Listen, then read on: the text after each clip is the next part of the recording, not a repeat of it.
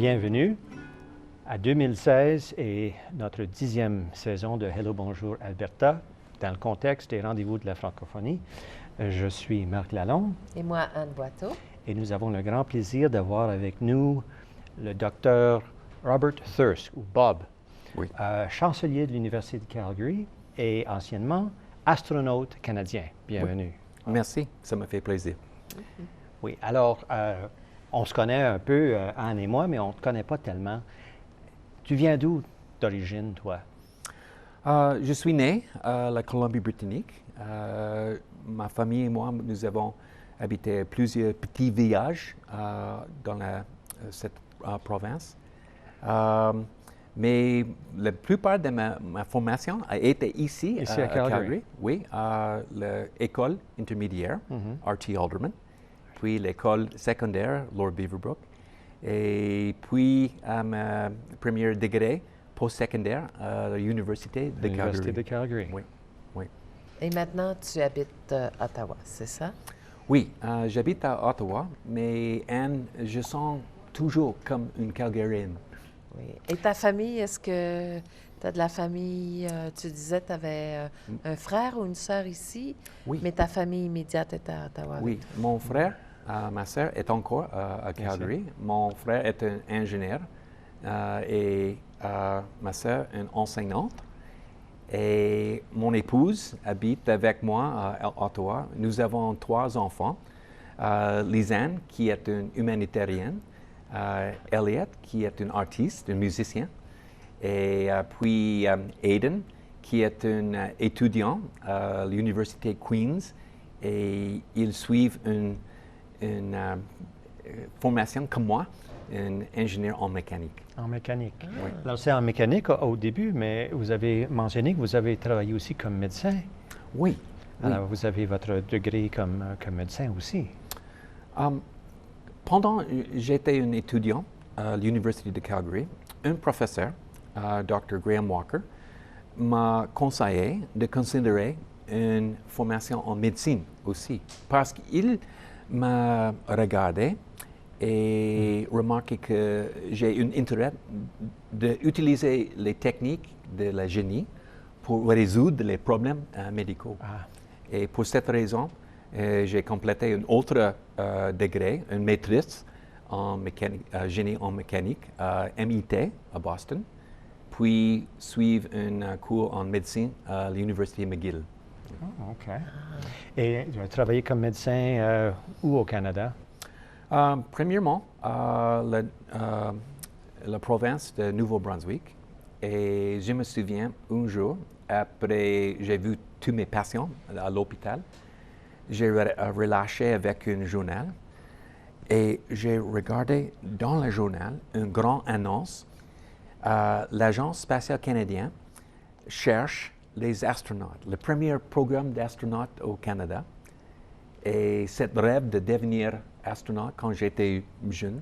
Depuis l'âge de 3 ans. Hein? Oui. Quand tu avais entendu la voix d'un astronaute à la radio, tu nous avais mentionné ça. Oui. Wow. Oui. Et j'ai complété une application et après quelques mois, 6 mois de sélection, j'ai été j'ai réussi et j'ai été sélectionné comme membre de l'équipage canadien.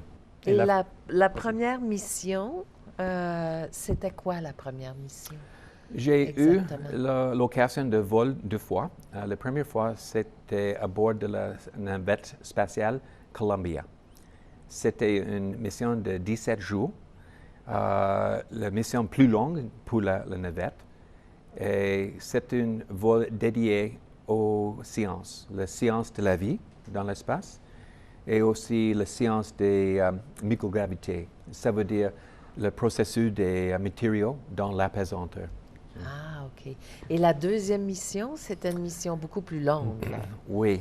Après quelques années, mon patron m'a demandé si j'ai voulu voler encore. C'était une question stupide pour un astronaute. J'ai répondu oui. Et c'était une mission de 6 mois. 6 mois à bord de la Station spatiale internationale.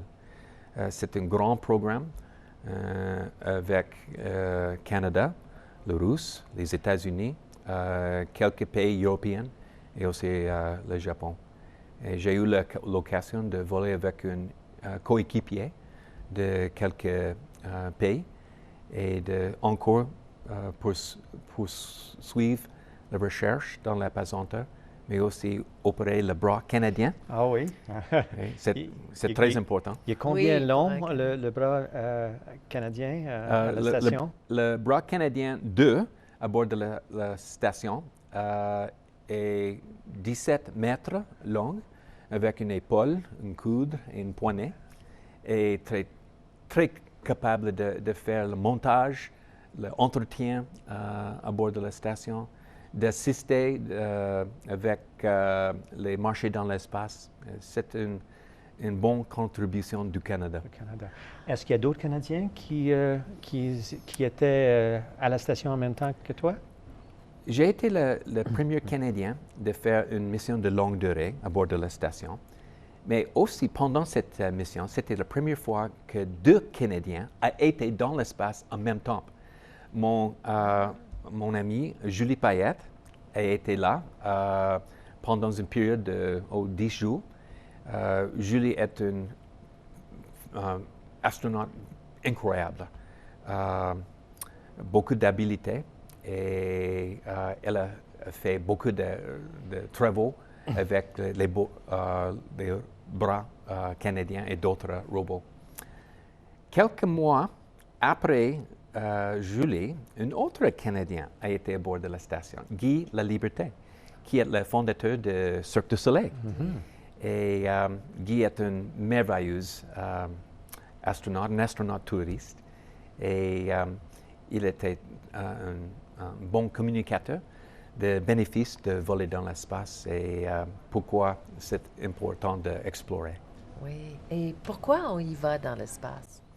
Well, je suis Canadien et premièrement, le premier but des astronautes est l'exploration.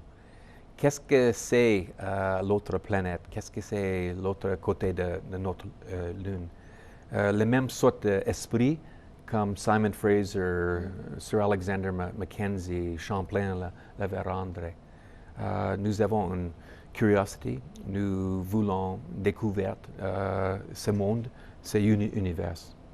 Mais deuxièmement, la recherche que les astronautes font à bord de la station ont les bénéfices pour la vie terrestre. Par exemple, dans l'espace, les astronautes souffrent d'une perte de calcium de nos os.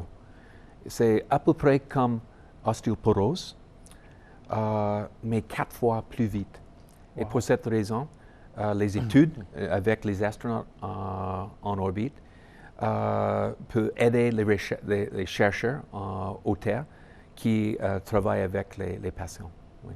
Et puis ça, c'est juste un exemple. Un exemple. Il y en a des centaines d'exemples de produits même qu'on a aujourd'hui qui ont été développés en espace. Marc, si j'ai quelques secondes, je veux dire que la technologie de la bras canadien a été adaptée par l'Université de Calgary, l'hôpital Foothills, pour faire des opérations pour les patients qui souffrent des problèmes avec le cerveau. Avec le cerveau. C'est un petit bras canadien, mais avec un but médical. Alors, c'est très, très précis pour travailler dans le Très précis et pas de tremor. Wow. Oui. Alors, ça, c'est juste quelques exemples des bénéfices. Oui. Alors, en fin de compte, c'est payant aussi. Ça coûte très, très cher, l'exploration spatiale. Oui. Mais la même chose, imaginez Sir John A. Macdonald, le premier ministre du Canada. Il a encouragé le développement d'un chemin de fer partout du Canada. C'était très cher, mais après ça aide les entrepreneurs, les fermiers pour explorer le reste du Canada et établir les petits villages à l'ouest du Canada.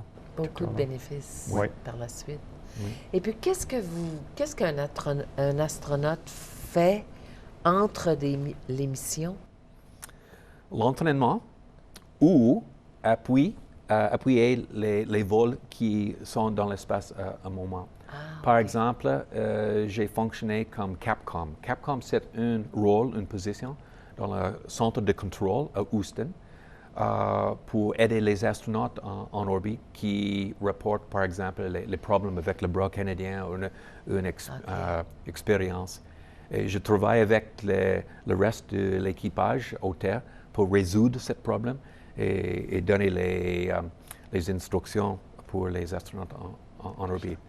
Ainsi, deux choses au terre, l'entraînement, la formation, et deuxièmement, d'appuyer les vols actuels. OK. Et pour vous, dans l'avenir, qu'est-ce que... Allez-vous retourner dans l'espace encore une fois? C'est le moment propre de tourner l'espace pour les jeunes maintenant. Je suis très confortable comme chancelier à l'Université de Calgary. J'ai l'occasion maintenant d'encourager les jeunes de rêver les rêves, mais premièrement de fonder ces rêves sur une formation à l'école élémentaire, secondaire et aussi post-secondaire. L'Université de Calgary est une incroyable université, une institution, et je recommande cette université pour établir une fondation pour attraper les rêves. Alors, comment est-ce qu'on devient chancelier et qu'est-ce que ça fait, le chancelier? Premièrement, le chancelier est un ambassadeur, un champion pour l'université. Et aussi, au moment de convocation, de donner les degrés aux les étudiants diplômés. En fait, c'est impossible pour les étudiants de partir de notre université. D'être des finissants sans ça. Oui, Ouais. oui. Mais aussi, à l'Université de Calgary, j'ai un rôle fonctionnaire. Je suis le chef d'un groupe de citoyens du Calgary, senators, Des sénateurs. qui est le pont, la liaison entre l'université et la communauté.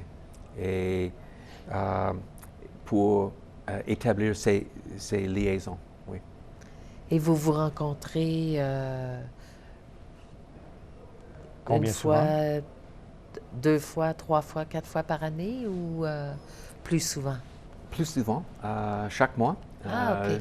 Oui, chaque mois, je retourne à Calgary pour ce rôle de chancelier, ambassadeur, et pour visiter les écoles secondaires à Calgary et aussi d'expliquer aux citoyens de Calgary le rôle de notre université, les bénéfices de notre recherche et la valeur de notre formation. Alors, si les gens sont à Calgary, ils ont une bonne chance de te voir dans la communauté en faisant ces genres de liens-là. On te remercie infiniment, Bob. Le docteur Robert Thirsk était avec nous, de l'Université du Calgary et ancien astronaute canadien. Merci d'avoir été des nôtres. J'espère que vous avez bien aimé l'émission. Merci à nos bénévoles et à la prochaine.